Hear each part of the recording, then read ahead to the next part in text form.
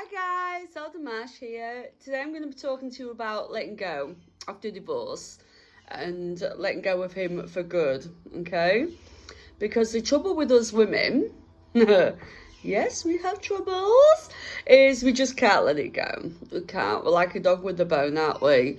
And women in divorce go like this, okay? Women, we are amazing, super talented, we can multi-skill, and we just want to deal with everything, and we just want to have everything, you know. No, we do not want to hear that we are unable to do something, okay?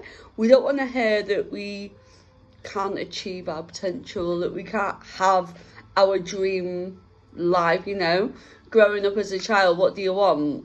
Oh, well, okay, I don't know what everybody wants, but for some of us, we want the house with the white picket fence, we want the husband that waits, we want to raise our children, we want 3 children, and you know, and yeah, I had that for a while. I've had it a few times actually, and that seems to be our goal. And then of course when it doesn't work out, what are we like?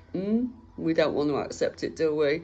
We don't want to accept that we can't have what we want. That's just one example, but there's millions more, you know. So that's the W in women. Women, we want everything, okay? And we can have everything we want if we just put our mind to it, because we are pretty outstanding. So there's 0 in women. Want to own it, as you know. We want to own everything. We actually take responsibility for, and we should too. We should take responsibility. Take responsibility for everything that comes our way. And although that is very noble, very honourable, and you know, very massible and controlling to take responsibility. I mean, it's a massive ask, but we should take responsibility for who we are, for what we want, for what we create, what we manifest. It's what we do with that. We don't own everything, but we own our own responsibility, okay? We're very opinionated, and we're a very outstanding species. So there's your O in us, woman. So M, we are mostly, we do not like to admit we are wrong. No, we do not. We do not like to admit we are wrong. Because we're not. We don't do wrong. Okay. The human side of us women is, yes, we do make mistakes, obviously. Hey, I'm a self-proclaimed mistake maker. That's where I am today, you know. All my mistakes have given me the wisdom and the knowledge to be able to know what not to do now. And this is what I want to do with you ladies. I want to show you all the whatnots. I'm not saying my whatnots have all been bad, but pretty much the majority has all been about learning curve. And, you know, you have to make mistakes to learn, and it's for those of us who can actually reflect and see what mistakes we've made and actually take some value from the lesson that we've been given and use that to recreate or reclaim the person, the woman that we actually really are, instead of getting, you know, held up on all the what ifs and all that, oh, I shouldn't have done this, the self-blame, the self-sabotage. You don't need to do that to yourself. You don't need to. You're a human. We're a wonderful woman, a wonderful species, but you do not need to blame yourself for things that just do not go right, okay? Learn from them. Grab it. Do what you need to do.